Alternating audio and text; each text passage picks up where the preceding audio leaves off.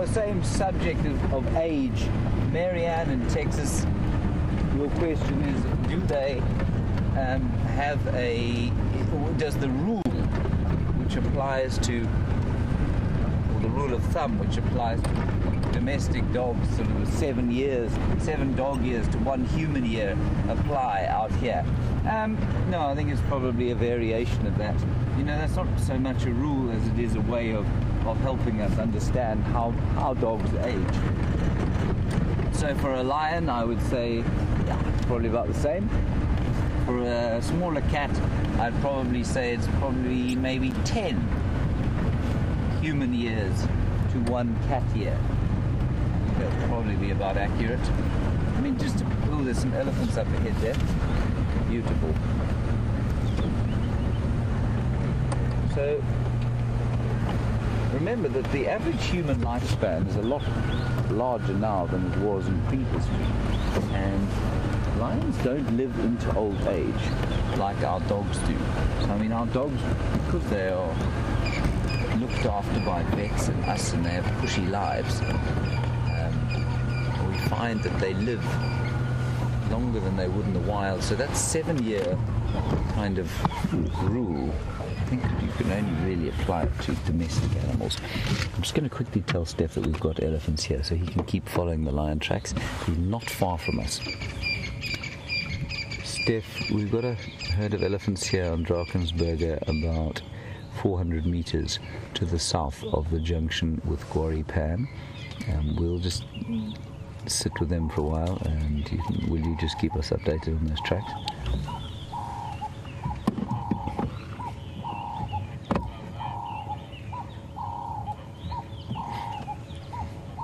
Yeah, it sounds like those tracks have crossed over. Yeah.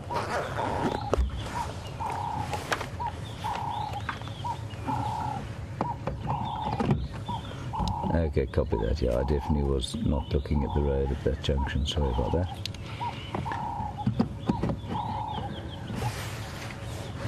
So he has gone east. I'm afraid that lion straight into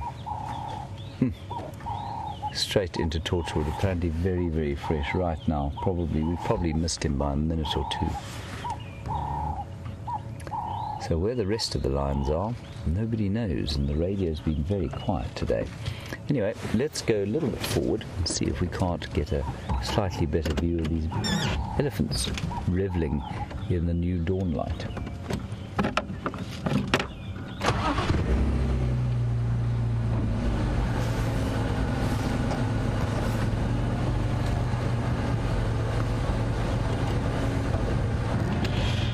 Don't want to do is frighten them.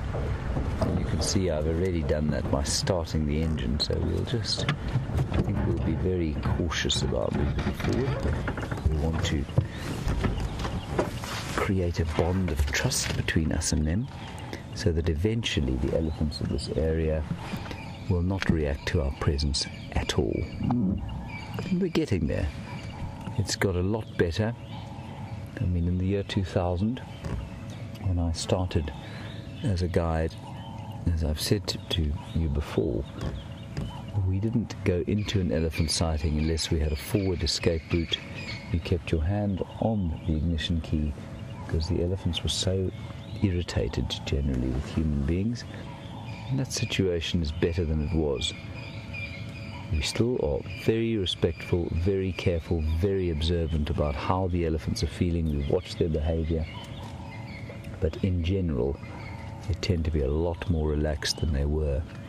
And that was no better illustrated than it was when we watched on Friday last week, exactly a week ago. We watched a young, tiny elephant calf and her mother, and they came so close to us without paying any attention to us at all, which was just wonderful.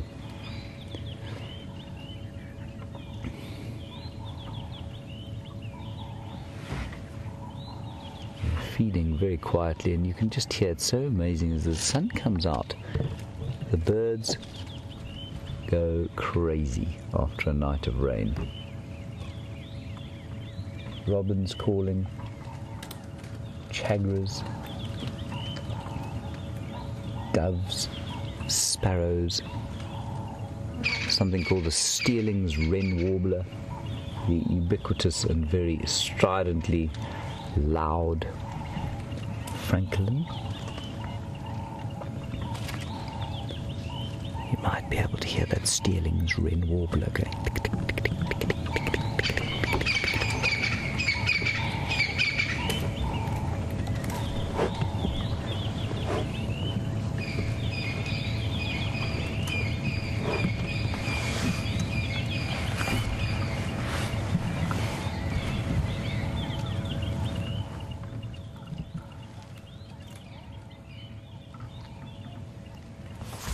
Marvellous sounds those. So what we do there, in case you wondered why suddenly you could hear so much more, is that when we want to listen to the birds, Tara just flicks up the volume a bit, and now we are back to normal, so I can talk to you in a normal voice. So this is quite a young cow, and that kind of, you've watched her there do that sort of sloping walk. That kind of, she had sort of, well, I think that's her calf. Look, so vicious. What a big boy.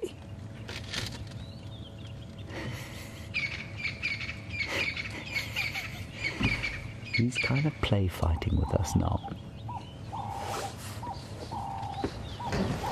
Testing himself, seeing if he can make us run away. And now we haven't moved, you see, so now he's feeling a little bit less sure of himself.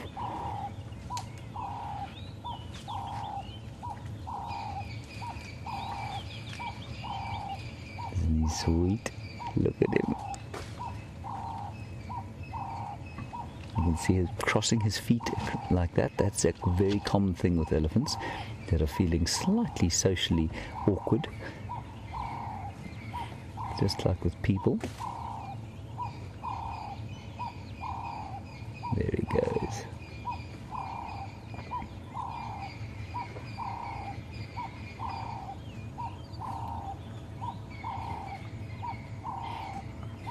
So sweet. And he's just enjoying this. This is entertainment for him. Now what the cow did when she came across the road, it was kind of, when males do it, we call it almost a must swagger. When they kind of swagger across the road, and all it is it's a slight warning behavior that says, listen, I'm watching you, and I'm watching you quite carefully. I'm okay with you, but just don't push it. Now, this little fellow is now trying a different angle, and now he's feeling embarrassed, so he's going to pretend to be eating.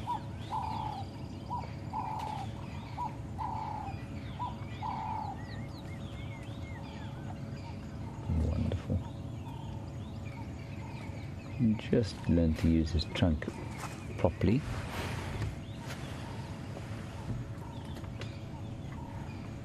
I think there's some others up ahead and to the left, but I doubt it's just these three.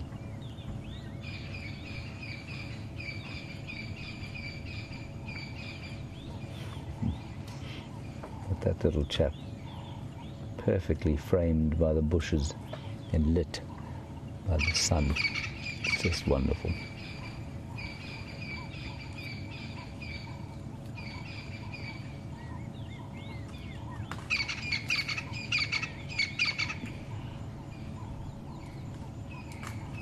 Look at how dexterous that little trunk is, even at that age. Picking up little pieces of individual grass that he wants. The elephants will be very happy now that they're able to feed on the grass, because they'd rather eat grass than this heavy, woody material that they've been eating for the last few months. And now with a bit of rain, they'll get a lovely flush from the grass. This cow is probably about 20, and I suspect that the youngster is her first. She's not nearly as big as she's going to get.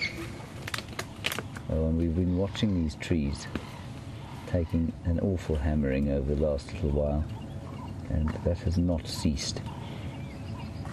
So that's a young knobthorn tree, and she's going for the roots of it now.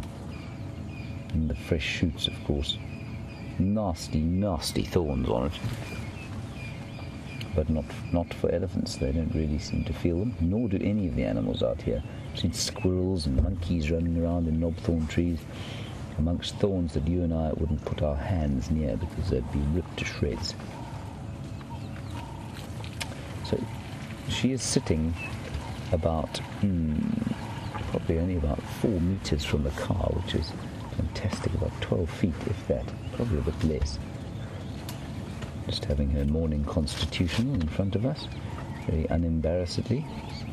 Ooh, lovely, you can hear the thud of the fresh dung, which after the rain we've had now, and after the warmth that is developing today, I think is going to result in a huge number of dung beetles coming out in swarms.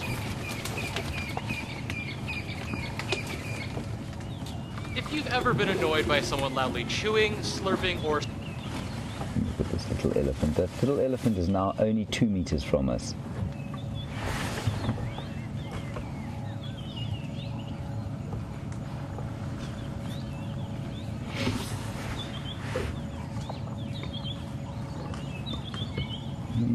Many of you will know of the existence of a calf known as a wrinkly bottom because of his wrinkly bottom and wrinkly skin. And Nancy and Lauren, this is not wrinkly bottom. This is a fairly standard issue elephant calf, very beautiful, better skin than wrinkly bottom. I don't know where wrinkly bottom is. I haven't seen him for a while. Brian, have you seen him for a while? No. Brian also can't recall seeing him for the last little while. I know Brent had him not too long ago, but I haven't seen him for a while. Elephants, are not, they're totally unterritorial, so while they will often move in similar areas, sometimes they move off and disappear for months on end.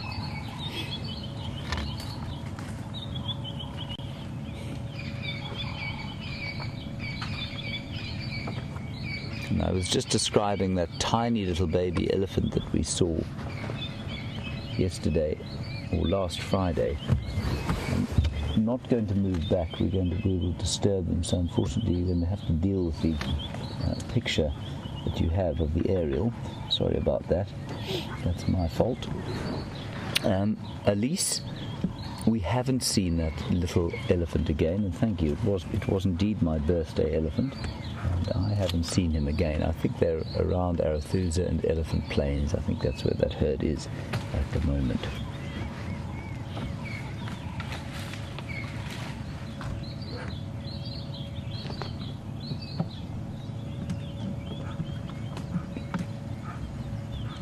Now this young elephant is probably rising too, so almost 2 years old, I would say. And Barbara, you want to know when they stop suckling? Round about 2, up to 4. They kind of will keep drinking a little bit until they're probably about 3 or 4 years old. But so this one will definitely be still suckling, but also moving on to solids, as it were. Probably, well, they'll start eating leaves fairly soon on, as soon as their trunks are capable of being used to pick bits of leaves, but that youngster will still be suckling a little bit. I'm going to attempt to move back very slightly. I just think that they may react to us. But if not, well, that's great. See, the sound of a car is almost challenging to elephants.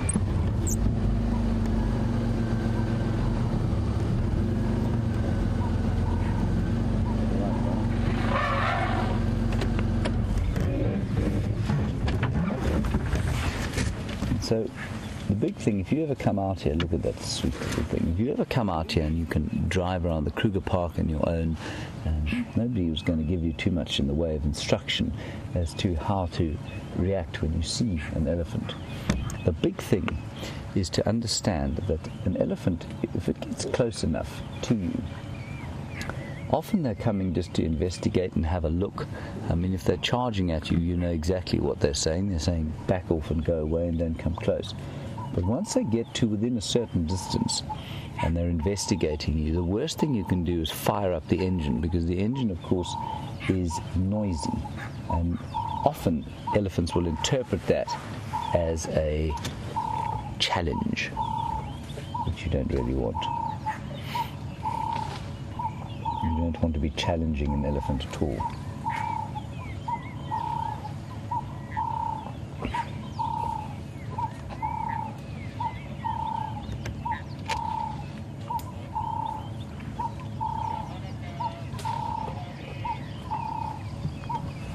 So we were just chatting a little bit there about the protocol of cars around elephants, and look at that little thing. He's entertaining himself. He's now, he's close. He's about a meter from Brian there.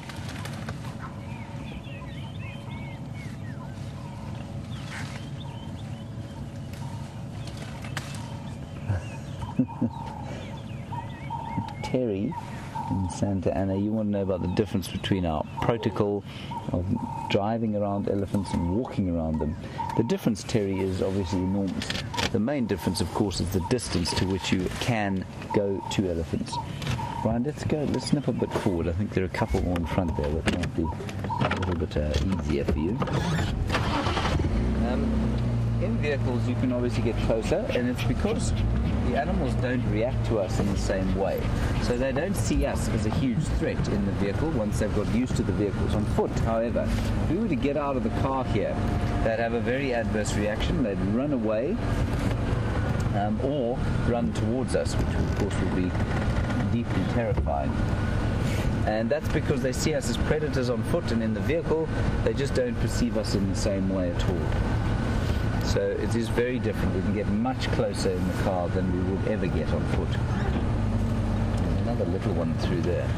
Let's drive off-road slightly here. It looks like there's a bit of a track.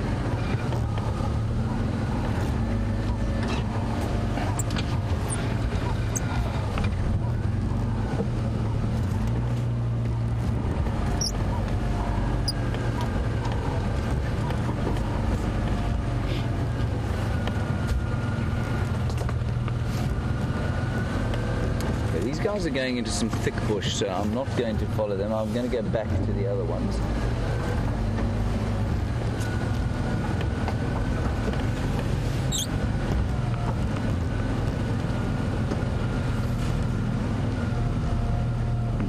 And just a lot of you commenting on how you love that little baby elephant attitude. I think he's got a wonderful attitude. It's very, you don't want him to have that attitude when he's a big bull, though.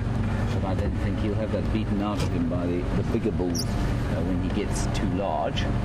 And Dara in Ohio, you say this little baby has made your week. It's been a tough week for you. I'm sorry about that.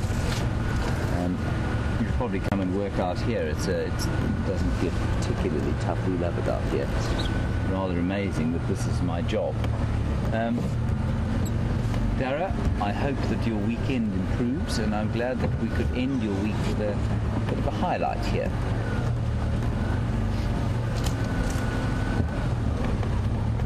Stop here.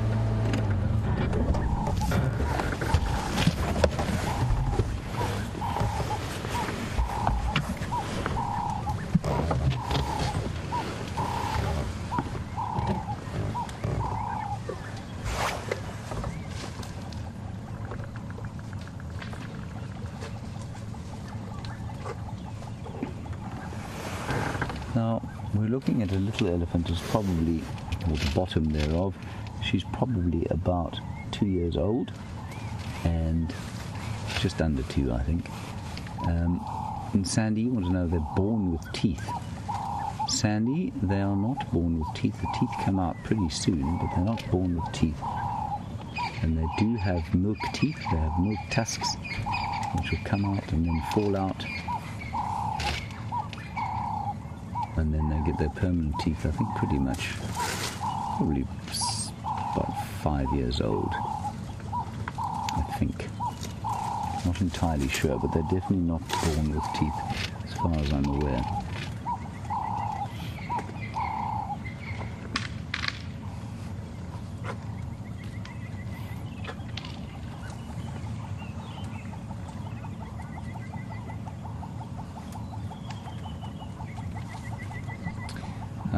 now.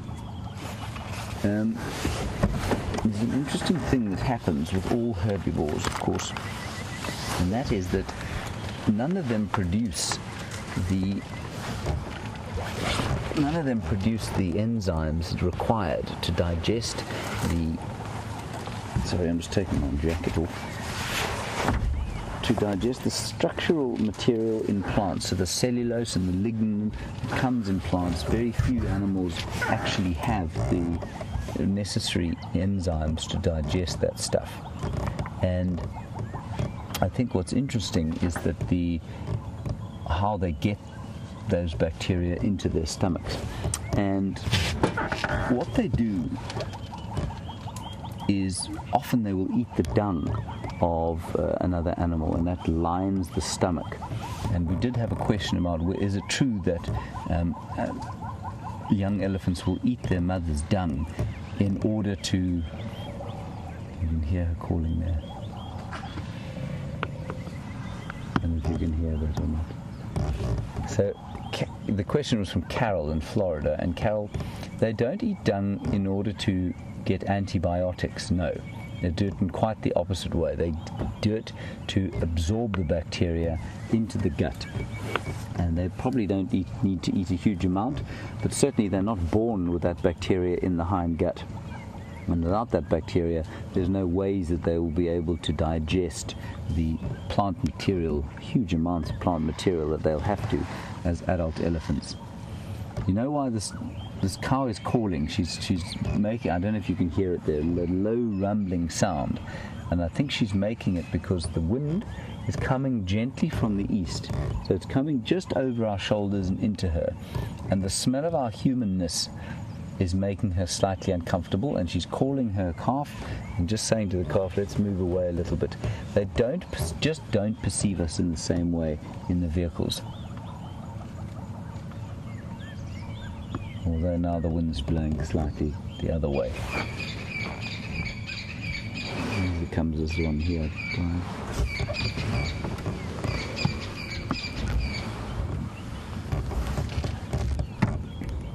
And as Paul has rightly pointed out, thank you Paul, she does seem to be keeping a close eye on her baby. Elephants are fantastic parents. They are very aware always of where their youngsters are. You'll find that the entire herd, which is around here, is probably very aware of exactly, or very aware of where all the others in the herd are. And so they are absolutely brilliant parents, and she'll be completely aware of where that little calf is. And the calf has now gone to join her. I'll sneak a little bit forward, and we'll get a look.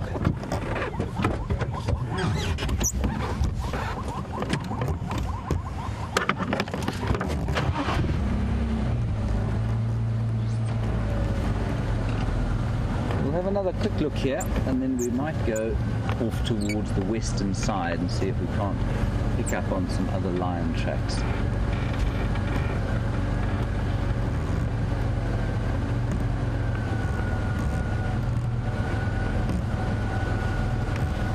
We're hiding a little bit there. There are a whole lot more in front of us. It's quite a big herd of elephants.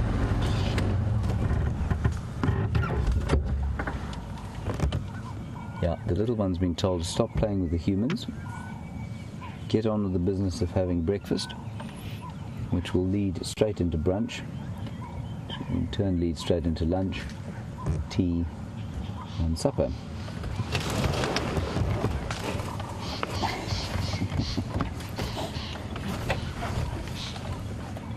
I'm just laughing there because I dived out of the way to get out of the way of the camera as it came past. And you possibly thought the car was being driven by a ghost. Forgotten entirely what I was going to say now. Never mind. Something else will come to me. There, you can hear them all calling now. They might be deciding that it's time to go and have a drink.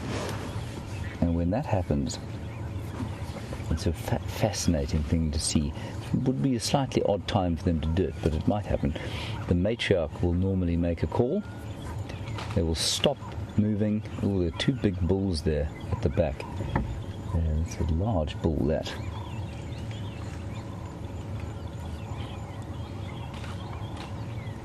The matriarch will make a call.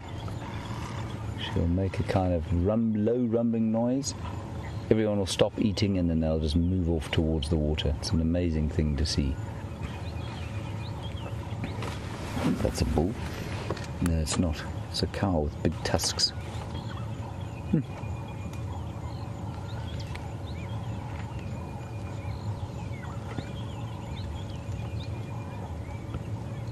Huge herd of elephants. We know, I mean, they really are. They're on all sides of us. I'd say there are probably at least 30 animals here.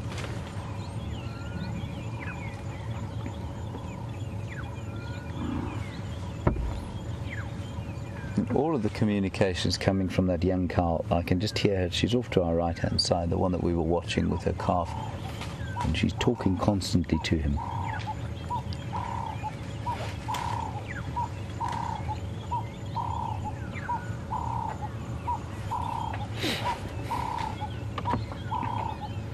And I think that while that youngster there is feeding, he's definitely interested in seeing us. And I think sometimes, you know, with these guys here have grown up completely in the absence of any kind of aggression from human beings. Now remember, up until 1996, they used to cull elephants in the Kruger National Park, and that's what made them so sort of generally irritated with people, and that's why it took so long afterwards to regain their trust to a certain extent. And these youngsters, excuse me, bug flying in my throat, these youngsters have grown up without any of that. So I mean, I've no doubt that they've been communicated to by their parents about the dangers of human beings, but generally just a little bit more chilled out than the really old elephants in the area. And we often have questions about elephants' memories and whether they can remember. I don't think they forget anything, to be honest. I think if they have a bad experience, they definitely remember it, and it takes a long time for them to, you know, if they have a traumatic experience, it takes a long time for them to get over that.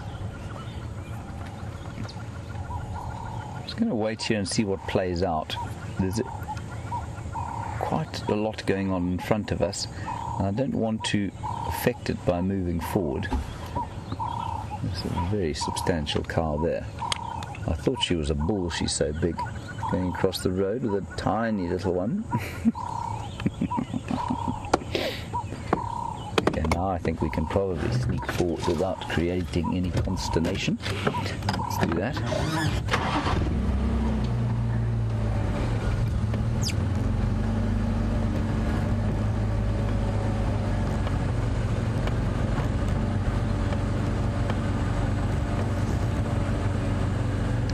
Now, you may have noticed as we got very close to that little one just now, maybe you noticed the colour of his eye. And Marianne in Arkansas, you say elephants' eyes very often look red. Are they red? Marianne, they're not so much red as a kind of honey-coloured orange. But yes, definitely there is a red colour to them. There's a red element to them. Going to sneak slowly down this road. There is a tiny little elephant in front of us, but I don't want to threaten them, like I've said before. I just want them to be totally comfortable with our presence. The sooner we can turn the engine off, the better. Two young bulls having a little rumpus.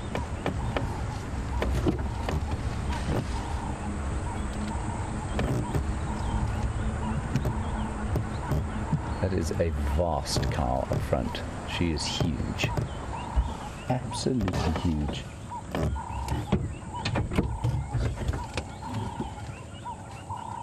The baby is not huge at all. The baby's tiny. Probably only about 2 feet off the ground. And those are two young boys. And they will test each other constantly,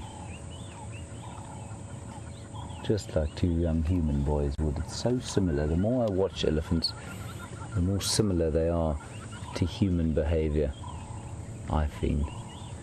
Right, let me just sneak a little bit further forward so we can get a look at these ones to our right hand side.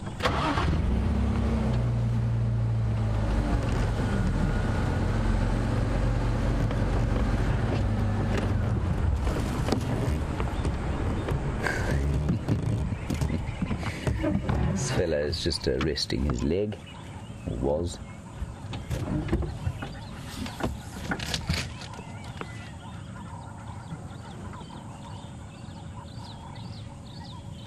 Just going to find out quickly from Ephraim.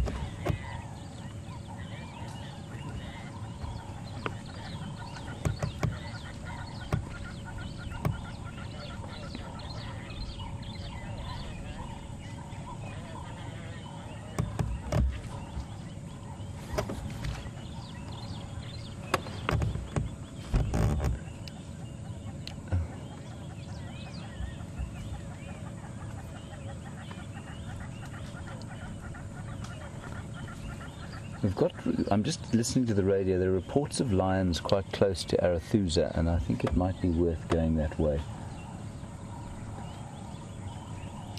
Ephraim, can you go with the position of that sighting that you had?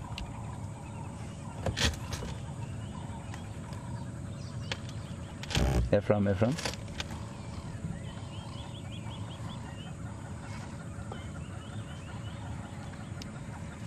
Ephraim, do you copy Ephraim?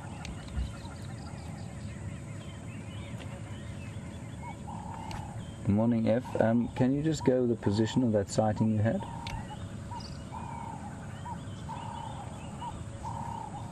No.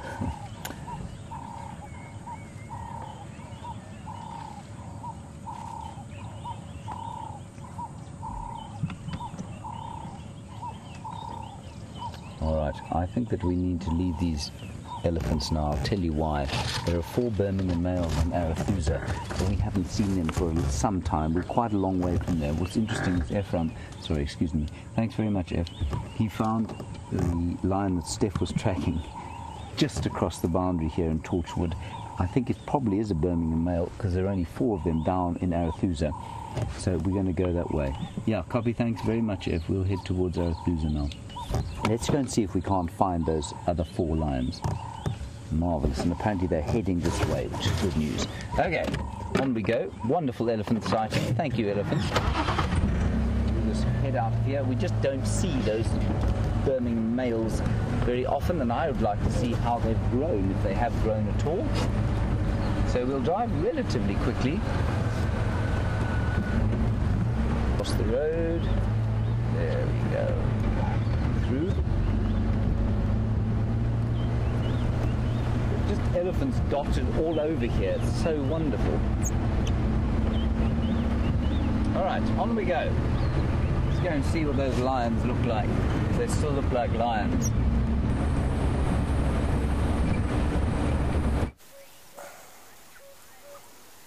Well, good morning. It's been quite an epic morning for myself and Andrew. Are we off here?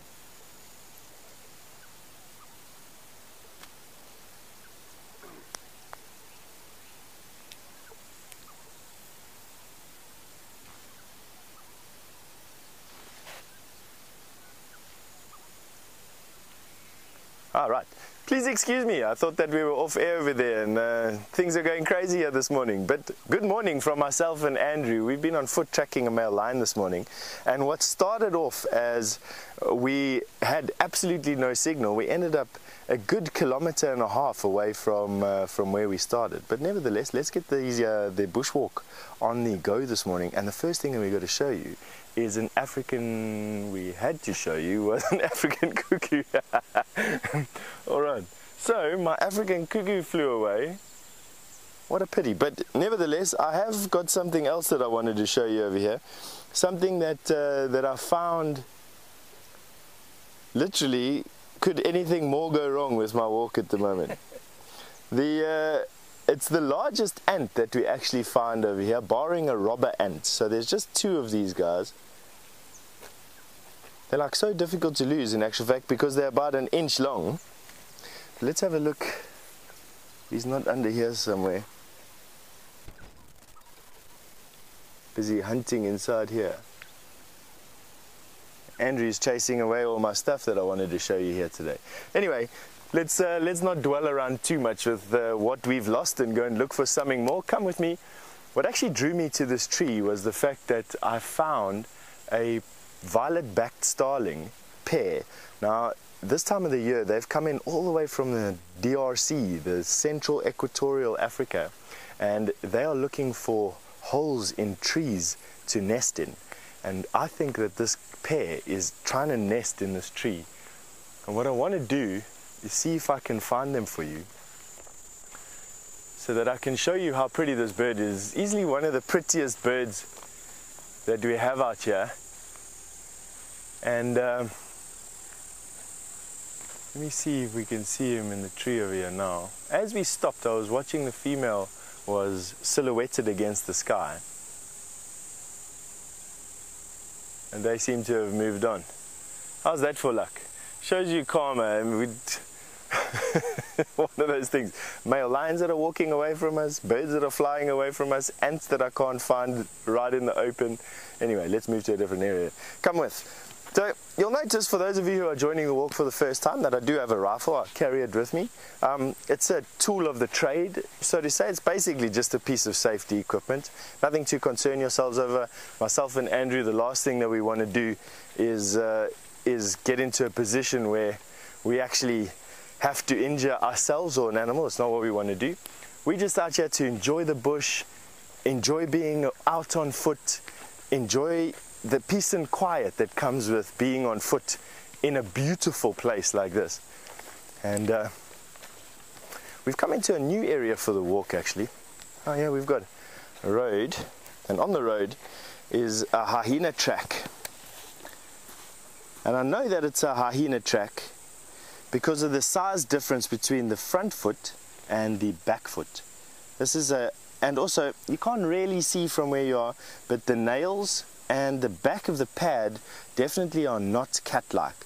When you have a cat, the back of the pad, you'll be able to put a grass blade on, and the track will be basically a perpendicular track. Dogs, cats, or dogs at least anyway, have a track that is slightly skewed to their direction of travel.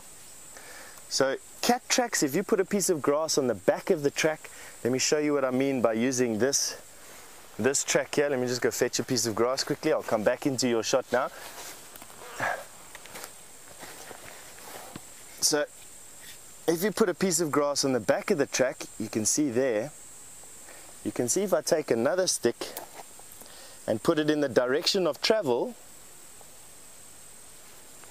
you get this picture. If it was a cat track and you put it at the back of the track, it would be straight and the direction of travel would be like that, using a stick. Something more like this. So that's how I know it's a hyena without too much detail. Now hyenas here, the more common of the one is the spotted hyena that we find here. They have outcompeted the brown hyena in the Kruger National Park. People have a variety of different theories about it. The more commonly held theory is that because of artificial dams and pans, brown hyena were outcompeted by spotted hyena, who, well, this brown hyena is an arid area specialist. So in arid areas where Kruger National Park used to put pans, now spotted hyena could come there. Spotted hyena outcompete brown hyena in those areas. Brown hyena had to move on and move to the mountains. They occur fairly close to here, just outside the reserve in actual fact. I'd say probably the closest brown hyena den that I know of is about 30 or 40 kilometers, 30 or 25 miles from here. And is an animal that has eluded me in an almost 20-year career. I've never seen a brown hyena, even though I've tried to work in areas even that have brown hyena present. So it is still one of those things that I have yet to see. I'm just going to move this branch out of the way. An elephant. Oh, here we go. There's a hippopotamus track.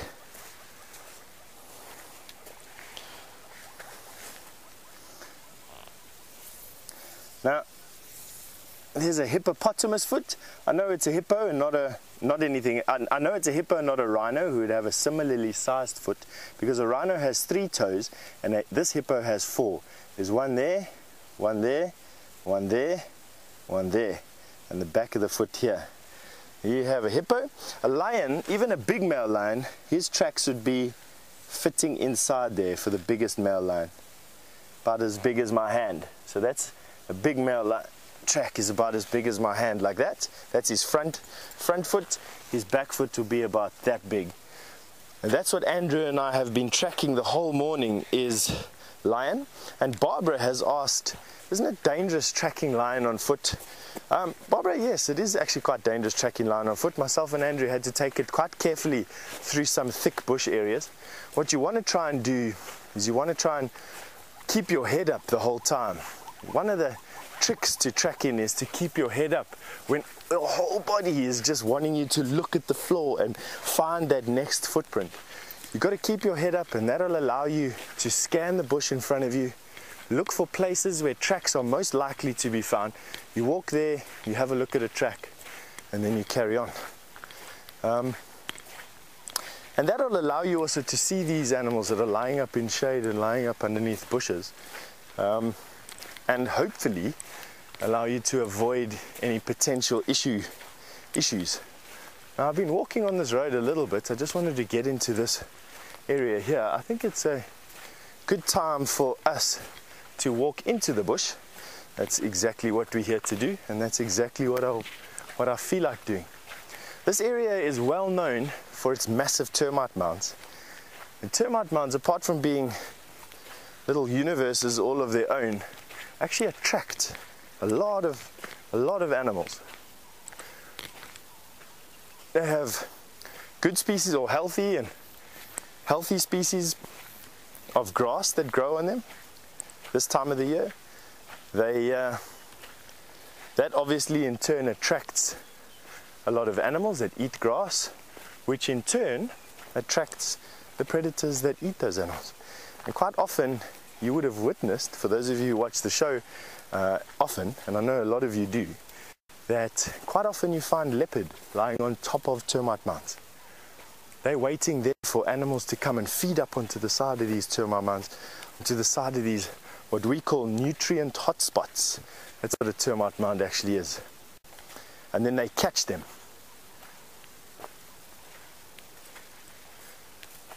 Now, we're walking around near the crest, and as you can see, we've got a lot of terminalias.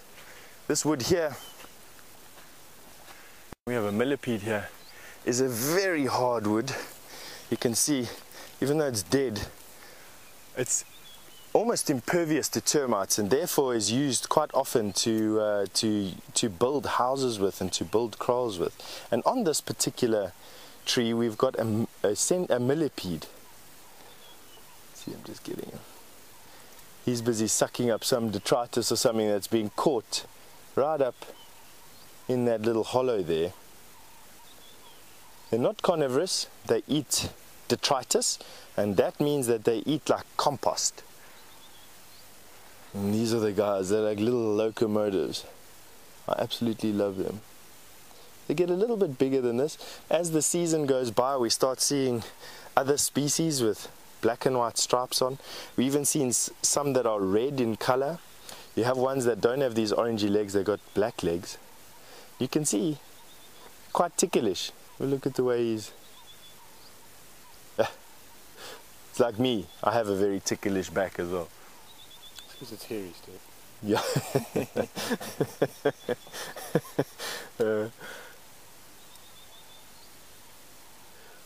Now, something that I did the other day that was actually fascinating was show you how this insect sees the world around it, and it was quite an epiphany for me, actually. This animal uses those antennae that you see at the end of his head to feel out and taste the area around them. Now what I've done is I've actually licked to the end of this piece of grass. Oh, I've got a very persistent fly. Myself and Andrew are being plagued by them. And what we're going to do is try and get him to taste this. Have a look there. No, he's not wanting to play game today. Always decided that my brand of toothpaste is not conducive to. See how he's busy tasting with those antennae of his, moving his head in that direction. They are like his eyes. Look at that. Epic. And with that, he's busy tasting to see if there's anything there to eat. And have a look. He's zoned in his face. Antennae have gone right to his mouth so that his mouth can find what his antennae have. And I mean, to be honest with you, it's something that's actually incredible to think that they use an appendage like that to see and to generate a picture in their brains of the world around them, similar to how we use our eyes and our hands and our feet. Imagine if you could take your hand and you could feel here for something to eat. You know, using it, feeling all these crenellations there. I've got something quite soft. Is that something to eat? I'd have to be able to taste with my finger to actually see what's going on, and then to carry on going up here, feeling, where am I going to find the next one, next morsel? I just find it fascinating, these things. Anyway, let's carry on going. So the next thing I want to go and head out towards is that fallen down tree there. They can sometimes be sources of interest because you get a whole bunch of things that like to eat around fallen down logs, the wood itself, all the grubs that the wood generate. It's a good hiding place for trees and for listen to what I'm saying. It's a good hiding place for snakes. So this is a fallen down marula.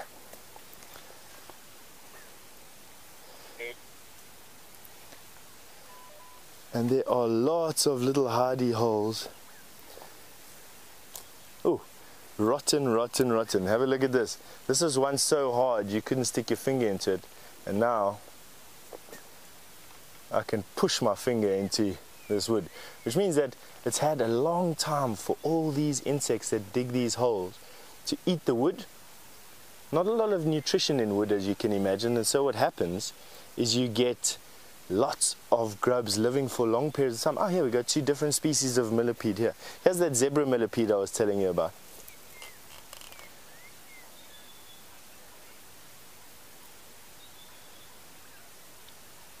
They're busy eating some wood as well, or some fungus that's growing on this wood. And from millipedes eating fungus to some buffalo drinking some water. James has found something to show you, and so we're going to go over to James and we'll catch up with you when we've got something interesting to show you again. Ciao.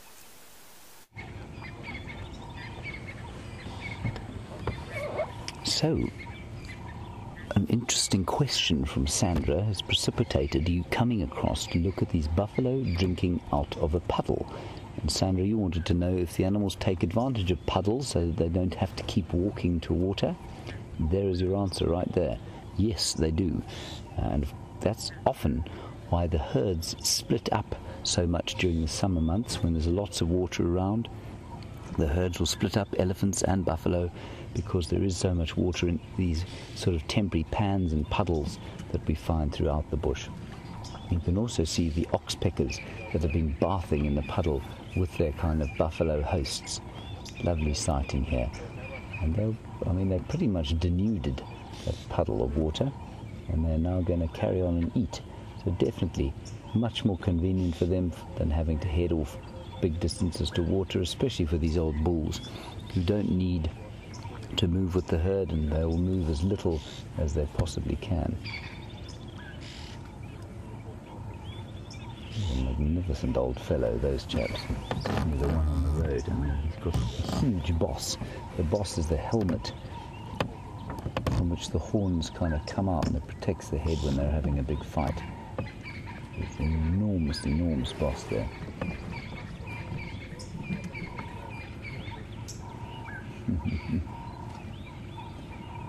Right, we're still waiting to get into the lions. The lions are not far from here. We're just waiting for a bit of a space. So let's go back to Steph. He's got some interesting things to show you, and I will hopefully see you next time with the lions.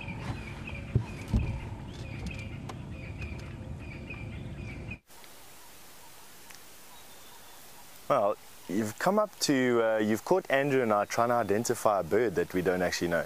And although it's going to be a monumental challenge to try and show you what we're experiencing at the moment, the gist of what we're trying to do is identify a tiny little bird making a funny clicking noise. Now, let's sneak up through the bushes over here. We're not sneaking up on anything big. What we are trying to do is sneak up on a bird. Before we do that, we've got some mating millipedes.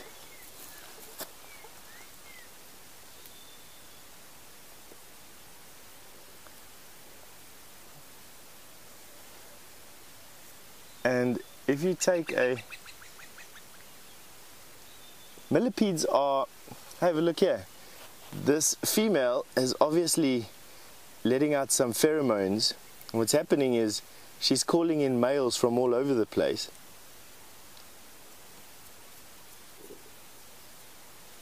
But this one's already spoken for.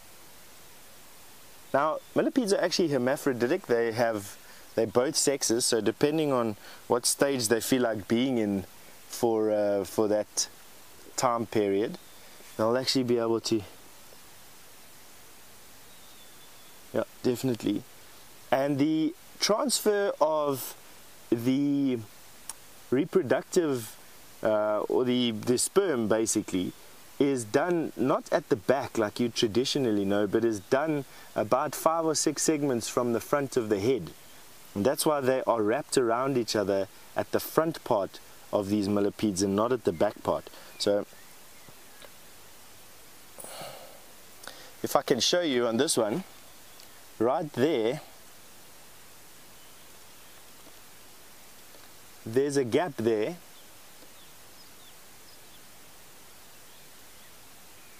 Oh, there's a gap there. I'm battling to show you here, but there's a gap right there, and that's where the opening is, the reproductive opening. Gonna put him back exactly where I found him.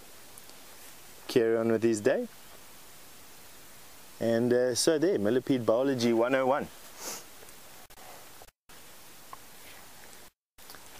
That bird in the meantime has managed to fly away, which, judging from the luck I've had over the last 10 minutes with birds, is not surprising. But it does leave Andrew and I free to carry on walking.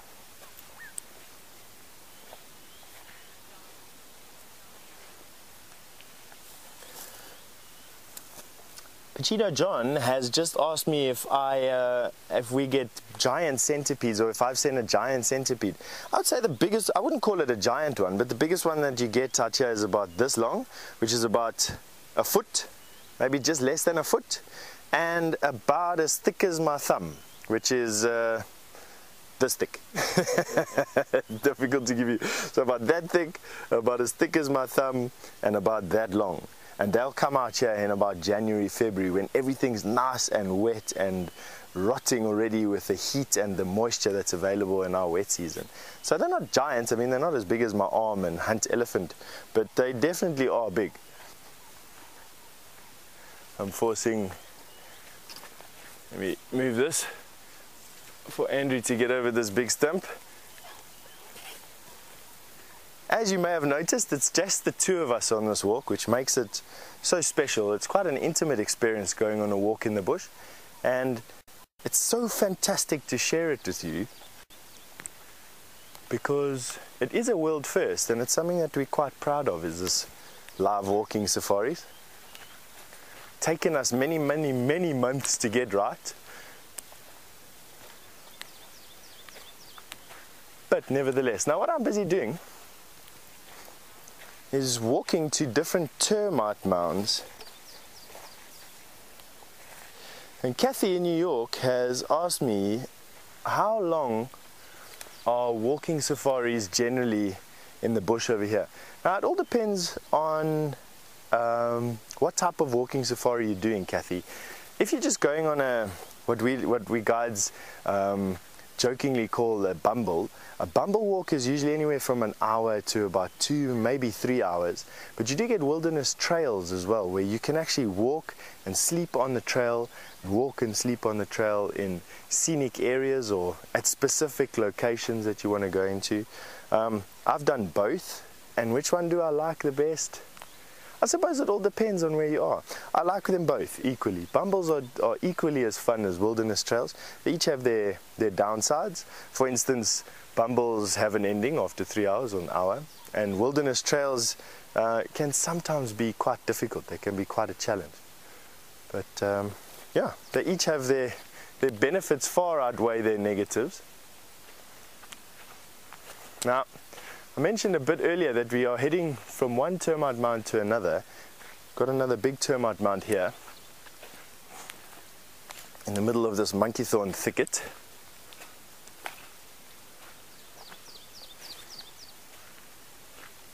And you can see how these termites have really cleared this area over the dry season. Oh, look at this. Only about 10% of this termite mound actually sticks out of the ground. Now let me go and give you an idea. Andrew is standing at the edge of the termite mound. I'm going to walk to the center of the termite mound. Give you an idea of how big this termite mound actually is. This is the middle of the termite mound. Where you standing is the end of the termite mound, and what you can actually see is only about 10% of the total size of this thing. So no wonder they've managed to clear the grass away almost completely. And what they do that for is they grow fungus on the grass, and then they eat the fungus. And the termite mound is actually just one massive air conditioning unit or greenhouse. Got noises happening off to our right hand side. I don't think anything to be concerned about. What I will do is I see another big termite mound, like one that you can actually come and join me on rather than just watching me climb. Let's go and stand up there so we can see what's making this noise.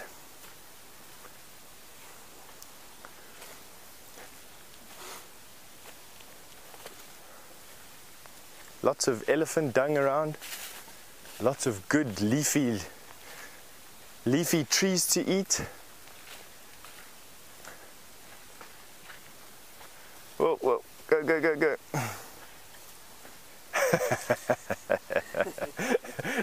If you saw the position that Andrew bent in to get you that shot and to keep me in shot, it deserves a hand clap, absolutely. He bent almost completely backwards. Now, we're heading to this termite mound here because it's nice and flat on the top, and it also gives us a chance to invite you to join me at the top of a termite mound and to scan the area around us. Now,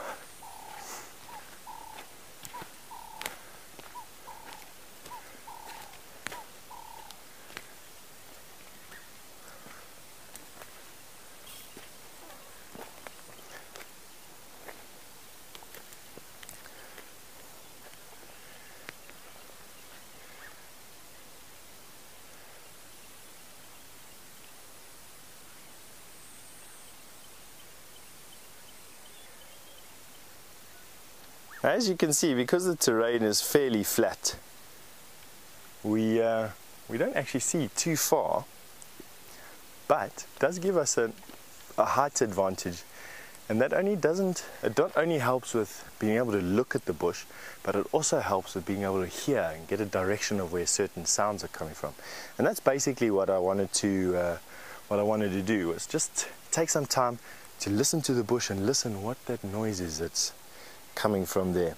Now, I know that you know that James is waiting to get into a lion sighting, and I also know that James has potentially mentioned that we were tracking some lions this morning, and Ramey has wanted to know if a male lion being injured would in any way change its behavior or its demeanor if we had to walk into it on foot. And yes, absolutely, Ramey. There's a few things that change lion behavior. One is being injured, as you quite rightly guessed. The second one is being protective of young or females in a male lion's case, and or females in a male lion's case. And another one is food.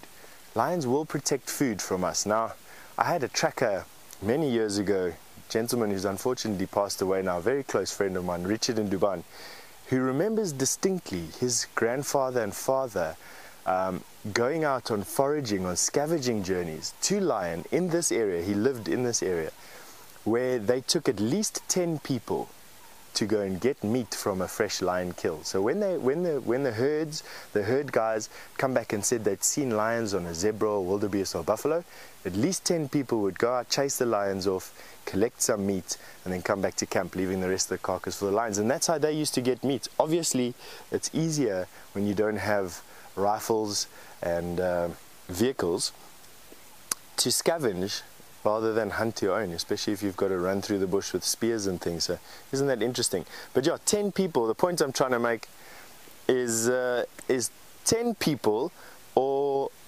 more to chase lions off of a kill, not less than that thing. Now, James is with those lions, and we're going to send you back to James. Enjoy. I'm jealous.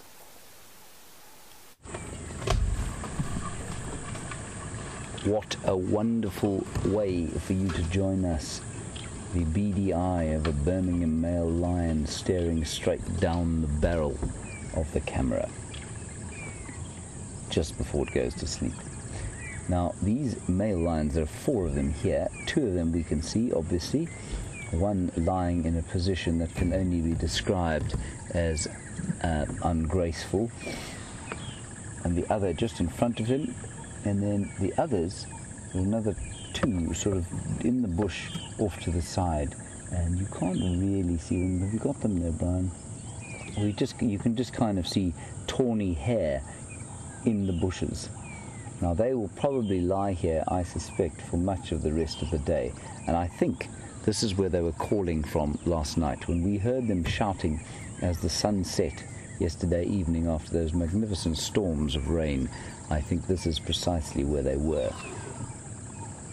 Maybe a little bit, maybe slightly further to the east of where they are now, but they certainly haven't moved a great deal.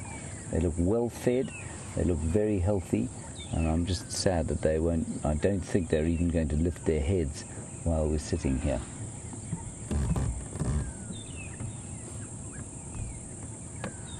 And it does interest me, I think that other male, oh here, one has put his head up. Brian, let me move forward a bit for you.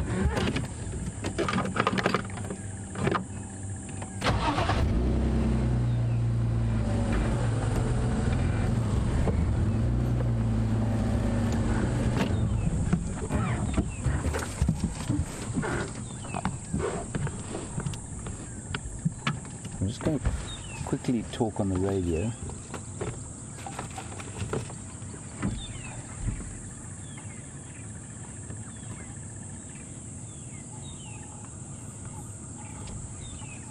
Oh, here we go. High action at the lion sighting.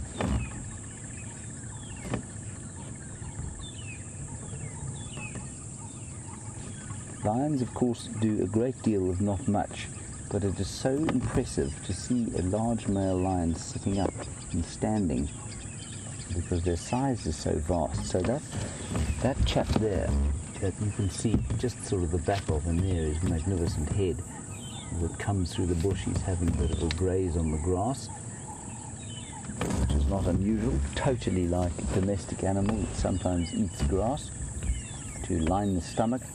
They're not feeling so well, or just sometimes to just line the stomach if they're perhaps needing to be a bit more regular than they are. But he stands at the shoulder, probably almost 4 feet, in fact probably at least 4 feet, so pretty tall, and they weigh, like I say, when these guys are fully grown, they're not fully grown yet, you know, at full mass, these fellows will weigh probably 440 pounds.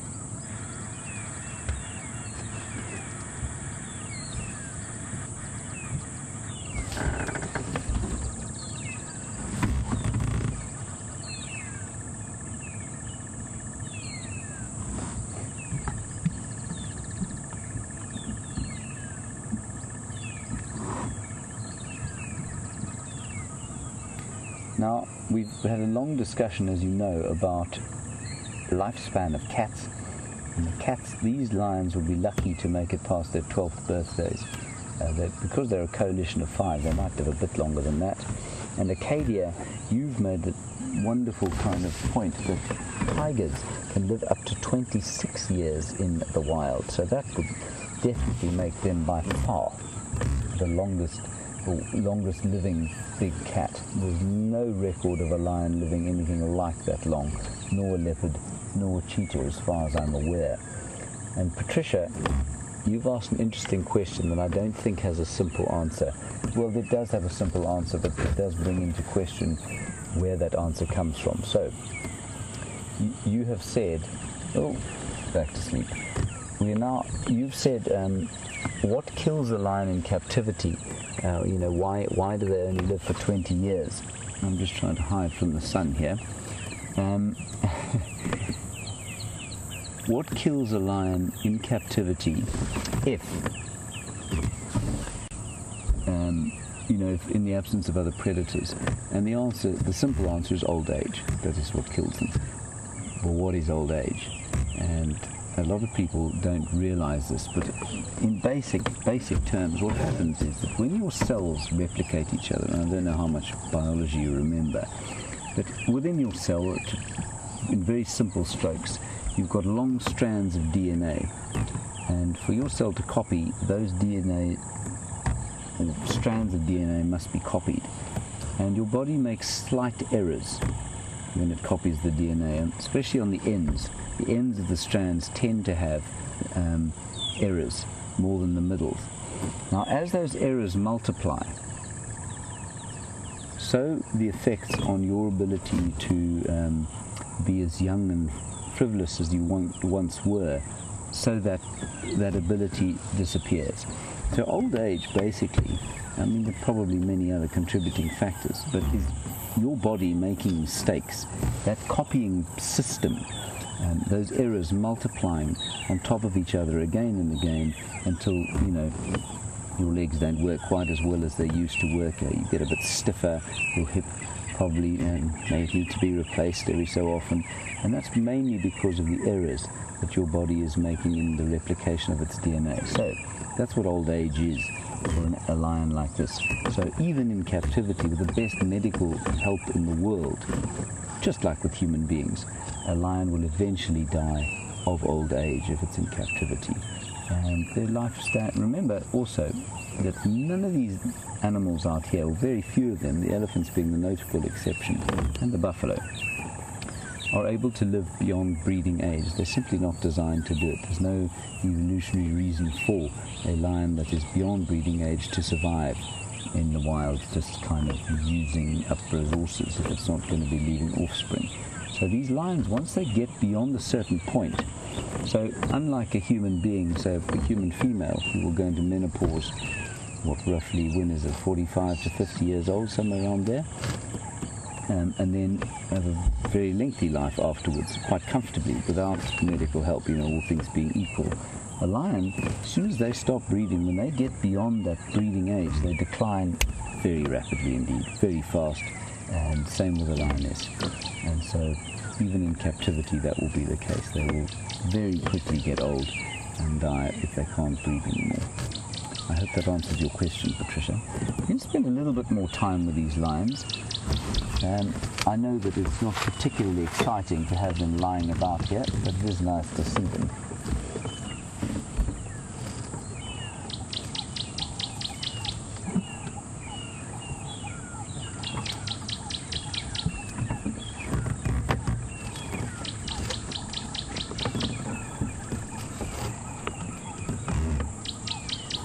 Alright, so BJ Price, you've done a bit of research on Down syndrome, and Down syndrome, we had a question about it in lions.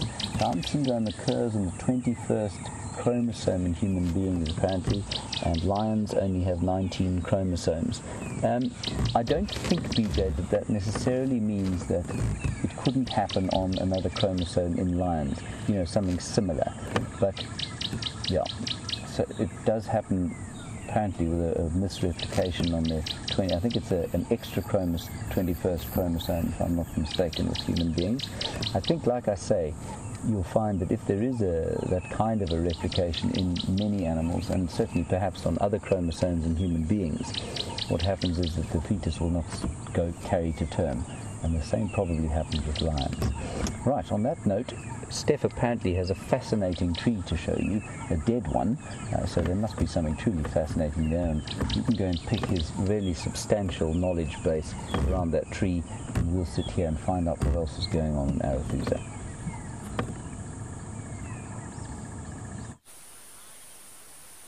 Every once in a while you get offered a little bit of insight into something that at first glance seems quite trivial, but as soon as you have a look at it a little bit closer, you realize that it's anything but. And this, what I'm sitting on right here, is one of those things. This is very obviously a dead tree, a tree that was pushed over by elephants or whatever the case may be, and was lying on the ground. This is a live tree. And what's happened is this tree has just by chance germinated in the fork of the dead tree, probably due to the fact that a bird sat on the branch and dropped a seed. And as the tree's grown up, it happened to just get big enough to catch the dead stump, and is now in the process of lifting the stump up into the air. Now, if we take a step back here, you'll see what I mean. There is absolutely no way that this stump could have fallen over this. And this apple leaf is way too big. Already, it's many years for it not to have picked up this stump. I mean, it's just an absolutely fascinating story here. I know it doesn't look like much at first glance, but what you've got here is you've got a live tree that's picked up a dead tree and is busy carrying it back into the air again.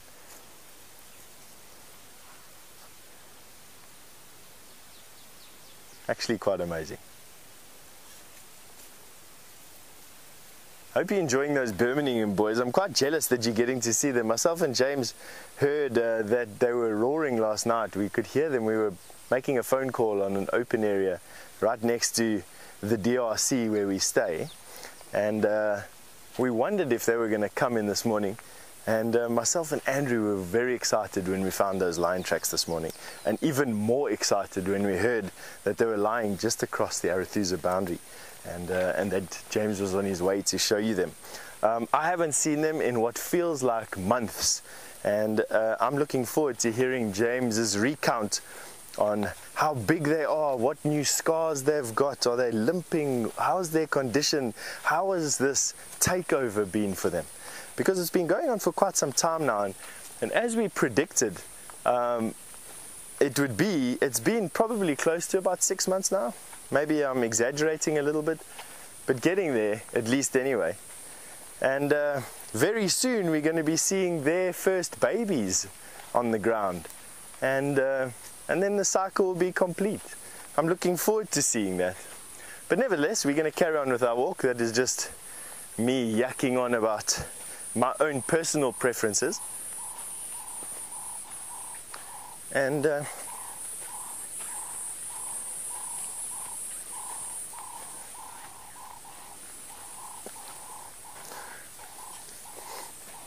Steve in California must be looking at the sweat beading off of my brow from this morning's activities, and has asked me how much water do we have to consume versus other animals in the bush.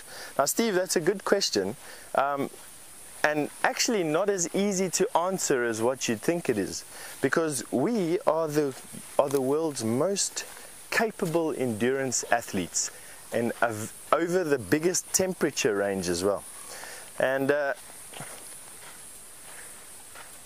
so therefore we need less water than other animals do over a bigger distance, but on a per day basis we actually need to drink a lot more than some other animals. So to give you an example, an elephant weighing 6 tons will drink 200 liters of water a day, and eat a lot of green vegetation, which will also give him a lot of water. So I don't know what amount of water they get from that vegetation, but it's a lot of water on top of the 200 liters that they drink a day.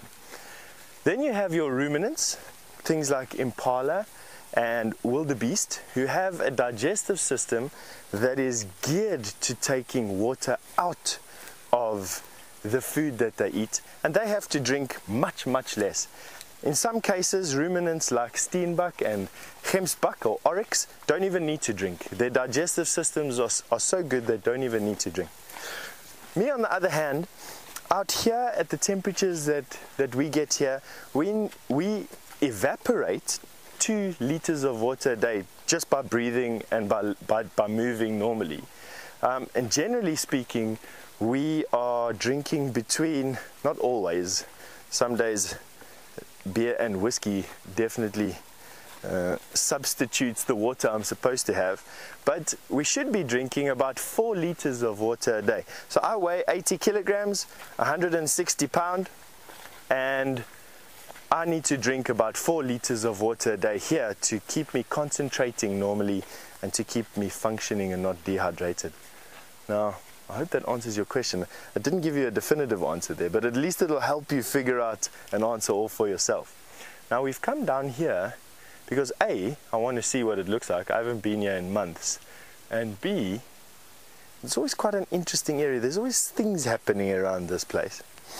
Now, this is a tamboti tree just growing basically on its own. And tamboti trees are good for wood carving. Their wood is used in expensive jewelry carving.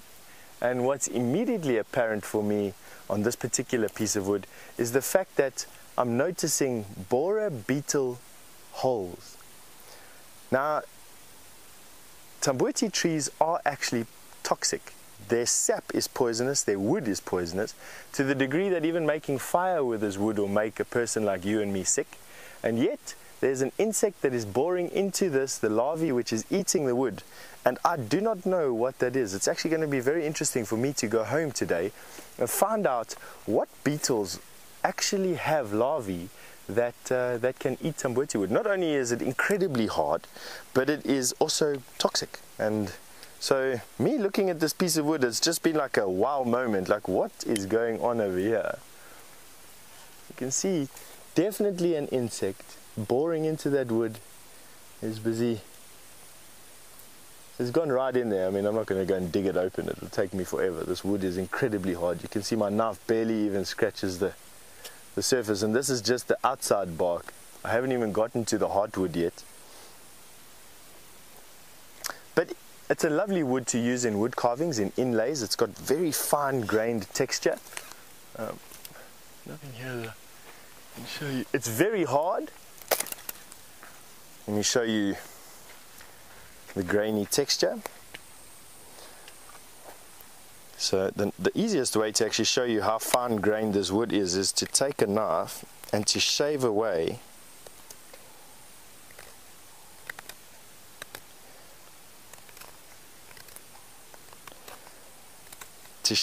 the wood slightly, which gives it an almost polished look, and you can actually see the grain of the wood starting to come out. Now, for those of you who are interested in wood carving and woodwork, you would instantly recognize the value in having those stripy patterns in an inlay on a table or piece of jewelry. Jewelry boxes were quite often inlaid with this wood, and another reason, not only is it very beautiful, but another reason is that shavings of this wood thrown into a fire keep mosquitoes away and flies away. Very good insect repellent. And then slivers of this material, in other words, bigger slivers like that, put between clothes, keep away fish moths. So winter clothes that you store in storage, slivers of this wood that you put between your clothes will actually be a deterrent for fish moths. And it's because the wood is so toxic. Now, I always enjoy smelling this. The other word for a tamboti tree, the other common name for a tamboti tree is the African cedar. and that I'm sure for you have cedar trees growing where you live, have an idea of what we're talking about there. Andrew trying to implore to those of you who are in the sciences, make a scratch and sniff TV screen so that you can smell what I'm smelling. And he's serving to stick his camera into a position where you could probably have seen the sun through my nostrils.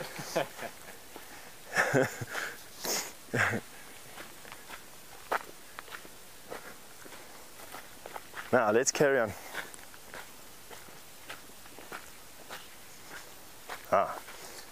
Having a look at that wood and talking about the fish moths, Siberia Alzumi has asked, do we get cockroaches? And yes, absolutely, we get lots of cockroaches here. We get even hard-shelled cockroaches. But before I finish answering that, I'm going to be setting a challenge here.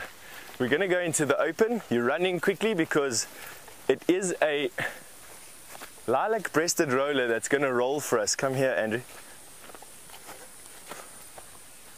Now, we're going to watch that bird quite carefully, and with the luck we've been having today, there's a good chance that that bird just flies away and never comes back. But let's see what he does. It's a lilac-breasted roller, and I'm hoping that he's going to gain some height, and he's going to show you why we call it a roller. So here he comes back. He's got some height. Busy watching him there, making a screeching noise. Definitely not a pretty sound when you look at how pretty the bird is. Now what he's doing is, there he goes, there he goes. There we go. And he goes again. And that is why we call that bird a roller. Well done, Mr. Andrew. Yay, got that done. Alrighty, well done, Andrew. Now you get a few rollers out here. You get the purple roller, which is bigger than that, and then you get the lilac-breasted roller. And then right in the north of the park, you also get broad-billed roller as well. I've had the pleasure of seeing them, and it's always a treat when you see a bird that is uncommon. For some or other odd reason, you feel like you've achieved something. Now we're quickly going to cross this drainage line, and then we're going to see what's on the other side there.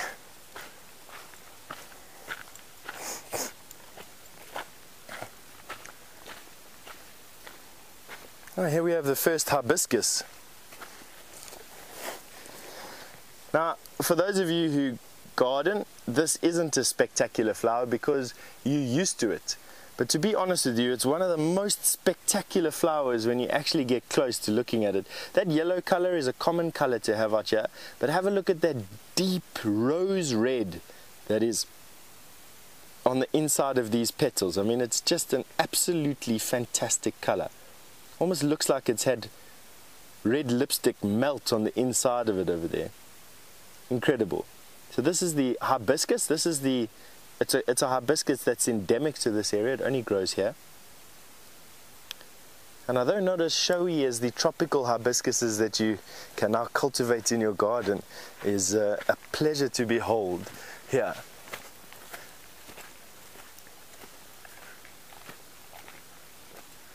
I'm still carrying on with the idea of walking from termite mound to termite mound here. I enjoy it. We haven't seen anything. Andrew and I have been waiting to see if we're going to get some mammals here, but haven't even heard anything here. Not a zebra, not a wildebeest, not even an impala. Nonetheless, we're going to keep on trying.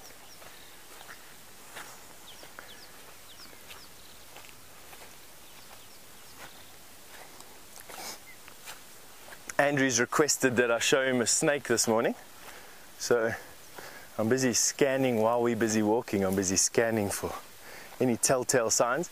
Having been quite a cold day yesterday and quite a cold night last night with the rain that we've been having, it's not an unusual it wouldn't be unusual to expect the fact that some snakes would be lying out in the open, just getting warm again, trying to increase their body temperature to a point where they can carry on to metabolize the the food that they need to, or whatever they've got in their belly, or whatever fat reserves that they've got. So it's not an unusual request. A bit earlier we were asked how big millipedes can get, and this is a big one. I won't take him out, but you can have a look. I mean, he's almost as thick as my thumb. You do get them a bit thicker, and obviously about as long as my hand. So that's not quite a giant millipede, but definitely one of the bigger ones that we found out here.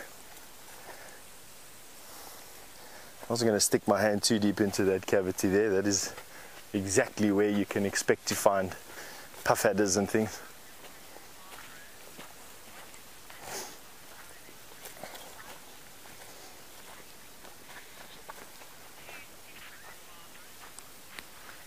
So, you watched that millipede react to me just poking it by wanting to roll up, and two different Barbaras on. All right. The purpose of the rolling, it's two different Barbaras on Twitter have asked me what the purpose is for the lilac-breasted rollers making that rolling motion that we just saw. And it's just display. They are gaudy in their colors. They've got that beautiful chest and the blue and the metallic green on their head in some places. They've got a raucous call. They love sitting in the open. And then to top it all off, this male goes and displays this beautiful calling. He lets everybody in the area know he's going to do it, and then he does this roll. And basically a lot of birds do that as a show of fitness and a show of strength, a show of virility, and it's just a form of reproductive selection. Females will select birds on their ability to be, male birds on their ability to show how strong they are and therefore what good genes they have. And it's very common in birds, especially in areas where birds have access to a lot of food. And in particular here, they have access to a lot of food with termites. A lot of termites. You've seen all the termite mounds we've been going towards. And so these birds have enough energy spare in a day to have these massive displays. Now, I'm hearing a Klaas's cuckoo in the distance. And although there's another roller over there, rolling.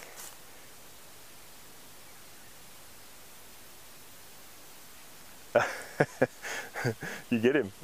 And there you got it. You just got the tail end of another roll over there. So now you've watched two different kinds. You've watched that one where they dive with their wings open, and then now you've just watched as they get down to the ground, they start rocking from back to forth, boom, boom, boom, boom, down to their perch. Nice. Now back to Klaas's cuckoo. And we're going to go and try and find this Klaas's cuckoo that is calling. It is a phenomenally pretty bird, making a noise, and I'm hoping that we can get to show it you. It's a cuckoo that has emerald iridescent green feathers on it, and well worth us trying to find. I'm hearing it calling from there.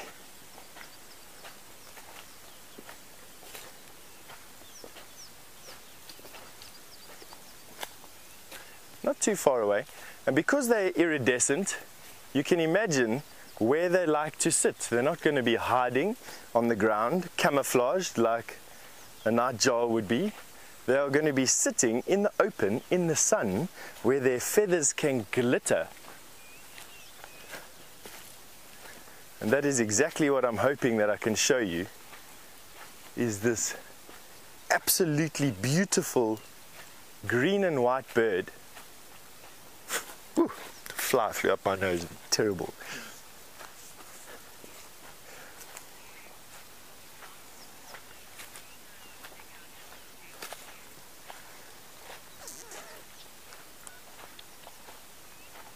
All right, now we're getting close to this bird. Now what I'm going to start looking for is a tall tree that offers this bird the chance to display. Now, let's go forward a little bit. I think I see him. No. It is a hornbill. But he may have a Klaas's cuckoo next to him. It sounded like he was coming from that tree. Can you see there, Andrew? That far knobthorn there. Definitely a hornbill.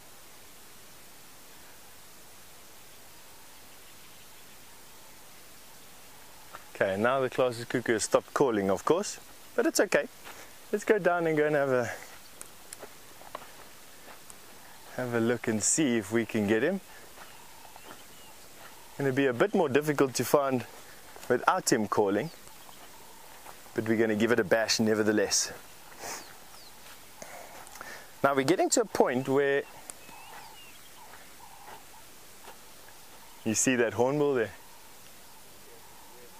Ah, Andrew's spotted. Oh, hello. The aerial. That is a bark spider. What are you doing? Oh.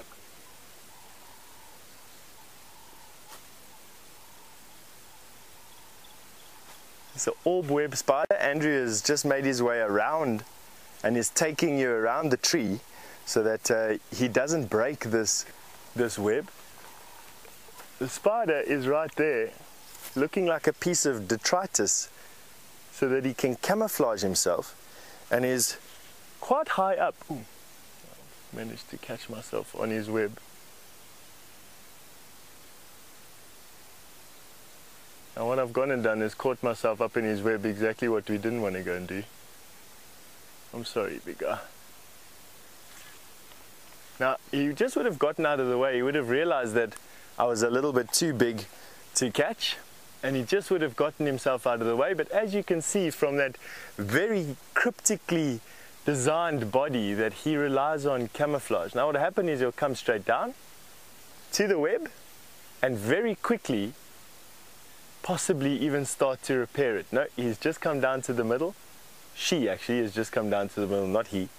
And now has control of the web again, in which case is able to detect movement on any of the strands around the web. Beautiful. Now that Klaas's cuckoo has actually flown away, but what we are going to do is take a loop. Those rollers are going crazy, and I think what they're doing is they are fighting over a prime nesting site. Now, holes in trees, I think I've mentioned it once or twice before, are like prime real estate. They really are hotly contested, and I think what's happening here is we're seeing some rollers busy giving a display for each other or for a female. What I want to do is get into that area so that we can potentially share that with you. The Klaas's cuckoo that we've been following seems to be moving ahead of us, and I don't want to get us into a position where we get so low that the signal dips again. So we like to just stay on this side of the hill. Let's go and see if we can find this roller's nest to go and show you. I can hear them fighting in front of us.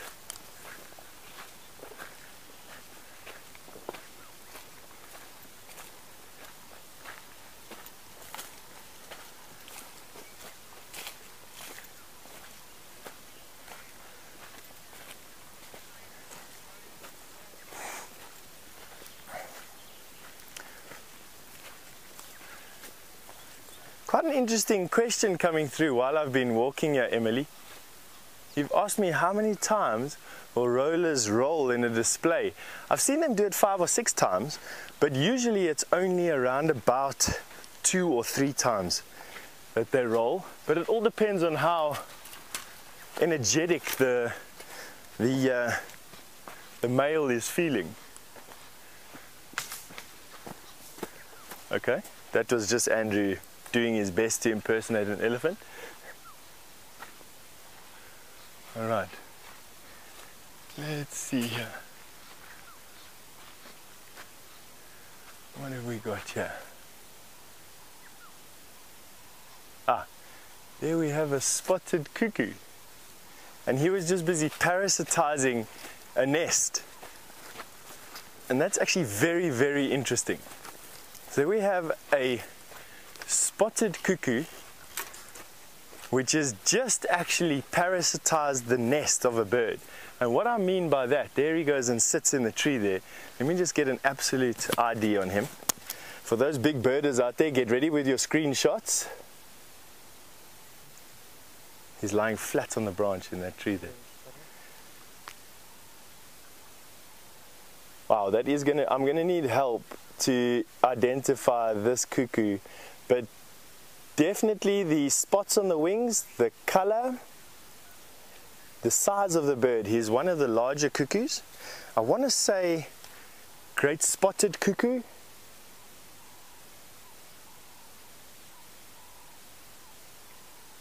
Now what I mean by parasitize is that cuckoos don't bring up their own babies, they allow other birds to bring up their babies.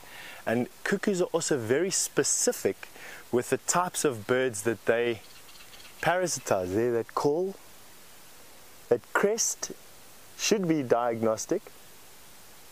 It's definitely not a Jacobin cuckoo. That's the other cuckoo that has a crest.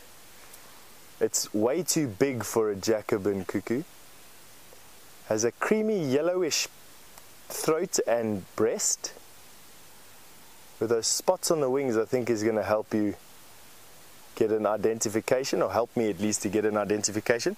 For those of you who are quick on the draw and can help us with the ID of this bird, you're welcome to send your answers through to the hashtag Safari Live on Twitter, or email the questions through to questions@wildearth, or email the answer at least to questions@wildearth.tv, and see if we can get an answer to that cuckoo.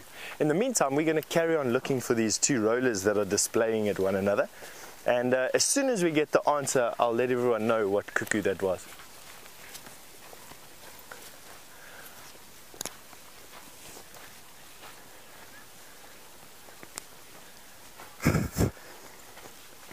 Back onto the roller theme, Barbara has just asked me, do rollers ever mess up the roll and crash into the ground?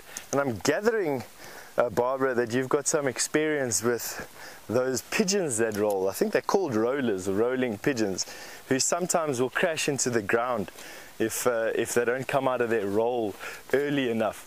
I've never seen them crash, Barbara. I've also never found a dead roller that looks like he's crashed into the ground. I'm going to have to say no to that.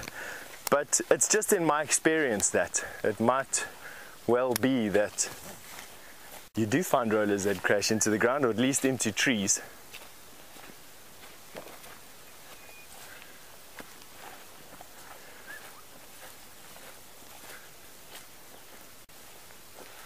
Okay, so we're getting this nesting tree now. I can hear the one roller busy calling above us.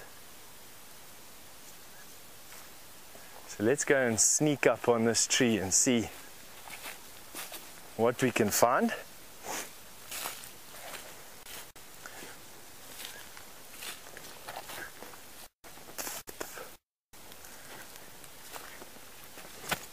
Oh, stepped in a hole there. Not looking where I'm walking.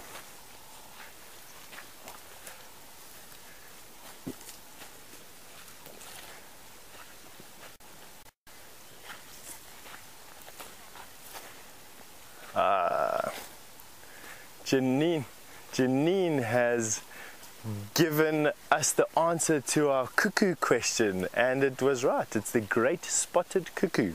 So well done, Janine. Thank you very much for the help on that. Great spotted cuckoo.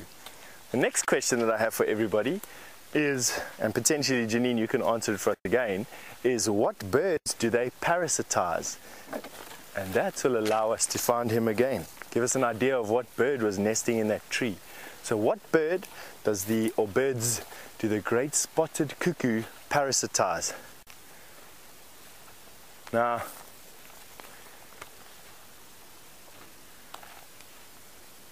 that roller has gone very quiet, but I think he's nesting in this tree here.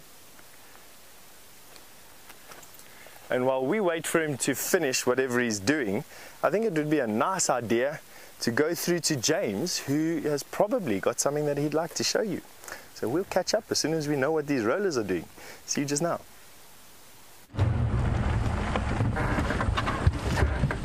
Now I'm going to test severely Brian's skills here. I don't know if, Brian, can you pick them up at all? There's a cloud of flying termites. Yeah. You see them there? There you can see them, everybody. And some people might find this kind of awful, but I just really love this time of year. After the first big storm and these flying termites come out, it's the culmination of their existence, of their mound. Their colony has finally released, a bit like a Deb's ball, I suppose, if you're a human being, or some such ridiculousness. This is when the royals put on their wings, open them out, and the rest of the mound comes. I'll try and find a mound where it's actually happening. The soldiers and the workers come and they open up an entrance, and there these flying termites take away the hopes, dreams and genetics, of course, of the king and queen of that particular mound. And each of them can potentially be another king or queen of a new mound. And I just find that so exciting, that every single one of these termites that you can see in great swarms all over the place could be royal and could start another mound. These are not the fungus growing termites. They're flying all overhead. I think they're harvested termites, so they don't make the big mounds, but they certainly could become the royals of a new colony. Most of them will end up in the gullet of some kind of predator, frog, bird, something like that. I just think it's one of my favorite things to see out here.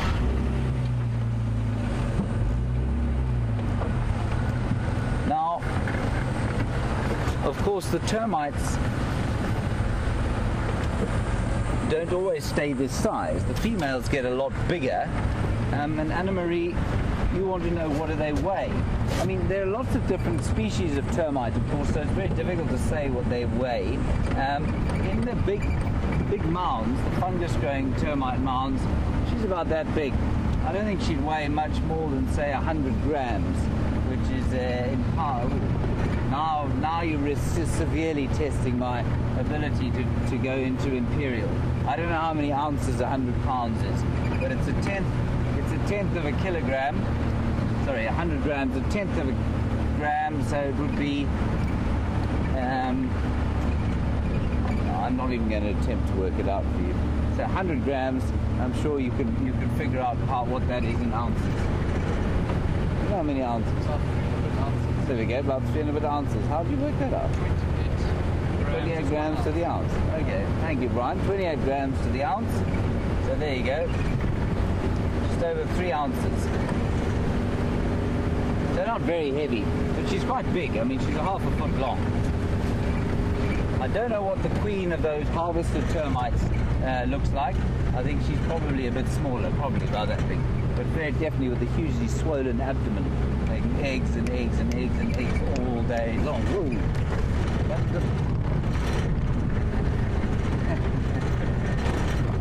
That was a blister beetle that I just ducked out the way of.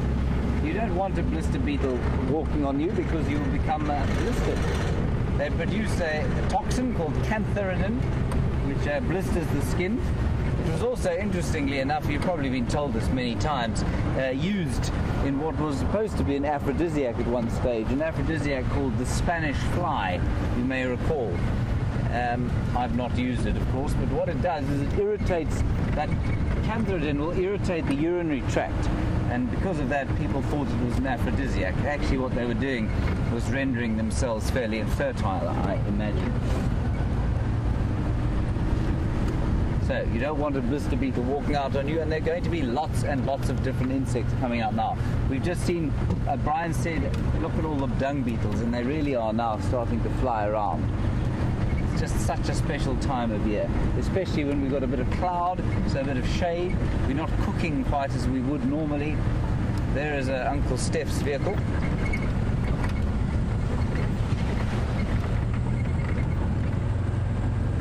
And let's quickly go across to Steph to rolling lilac-breasted rollers. I'll see you now. All right, now myself and Andrew have come right between these two rollers that we've been hunting, and while we're waiting for them to display, and of course because I want them to display, they're not going to. But while we're waiting for them to display, we've got some flowers over here which are quite nice. So not only do we have the African violet, which is right here. Have a look at how pretty that is, to go with that hibiscus that we were looking at a little bit earlier. This is a fairly common plant all over the world at the moment and cultivated for gardens, but this is where it occurs naturally, the African violet. And then we have right here, we have a devil thorn, and although this also gets a nice purpley flower, by far and wide the biggest plus of this tree is the fact that it's full of saponins, and that means that you can actually wash with this tree. Have a look as I crush the leaves. That slimy,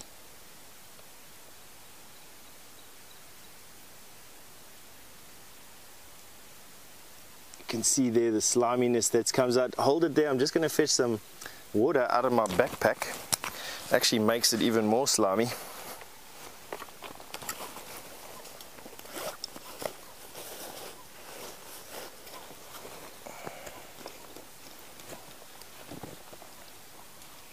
We've got visitors. Oh, we've got some visitors. We've got Mr. James Henry.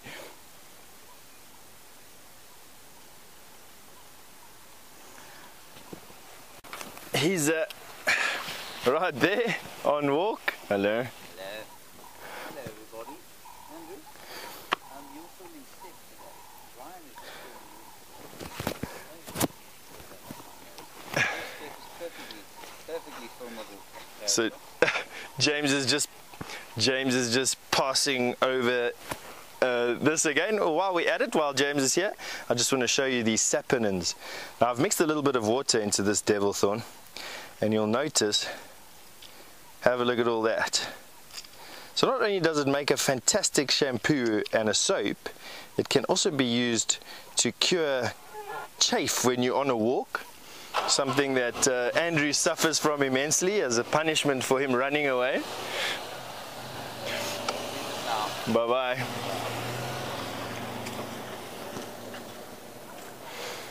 All right, now that is quite amazing if you think about it, the saponins that are inside of this plant.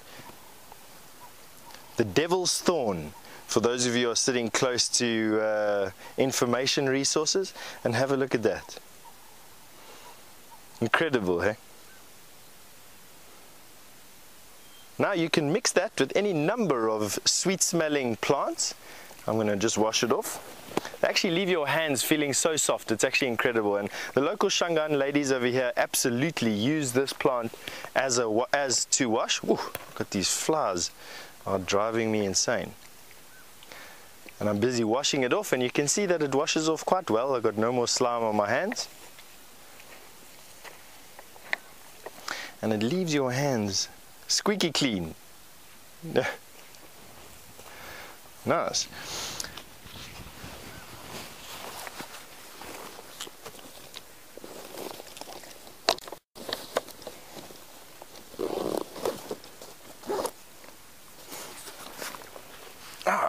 And we've got some answers from John and Diane, who've managed to get it right for our cuckoo quiz.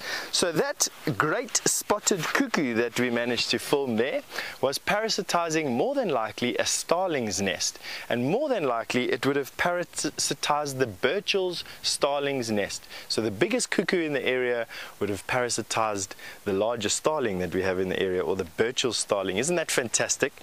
So I just want to say thank you to those of you who decided to participate in that quiz. It was actually quite nice. Learning curve for myself and for Andrew, believe it or not.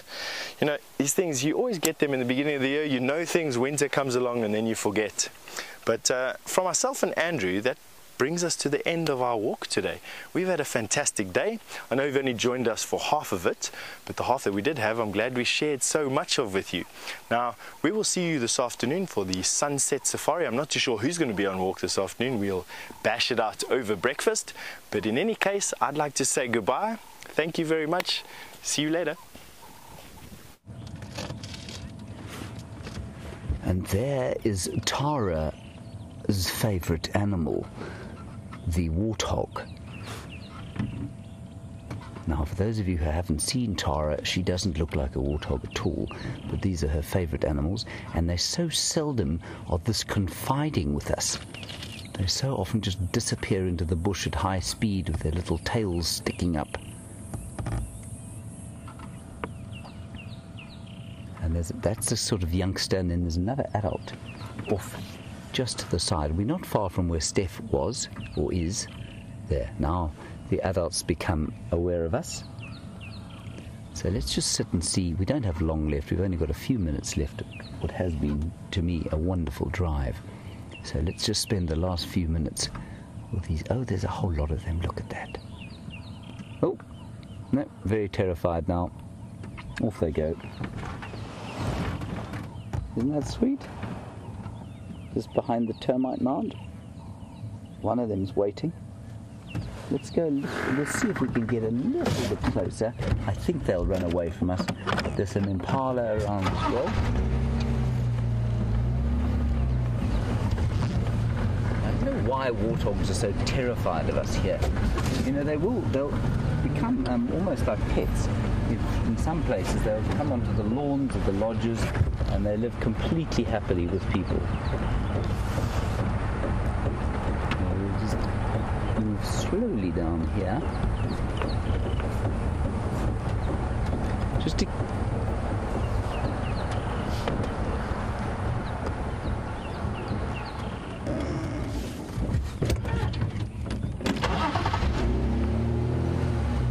hoping to just roll forward a little bit. There we can get a last view of them before they may disappear.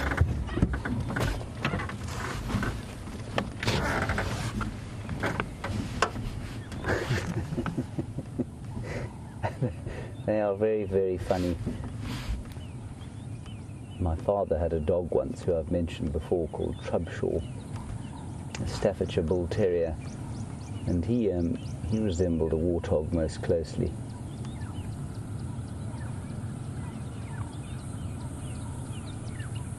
He definitely ate enough to be a warthog. Right, Russell in California, you wanted to know what ahe means. When I see people and I go ahe, it's basically like saying, what would you say in California? I don't know. Out here you might just say hi, or how's it, which means how's it going, that's basically what it means, and that's why it's kind of a shortening of the Shangaan greeting. So formally you would say avshen, which means good morning, and then somebody else would say ahe. But you can just shout ahe across the bush, and it's a wonderful way to say hello. Right, we've reached the end of the show. Big thank you to Brian. Thank you, James. Have a lovely leave, Brian. Thank you. To Tara, of course. Louise is leaving us. She's going off to Johannesburg again. Thanks, Jerry. Thank you to Steph.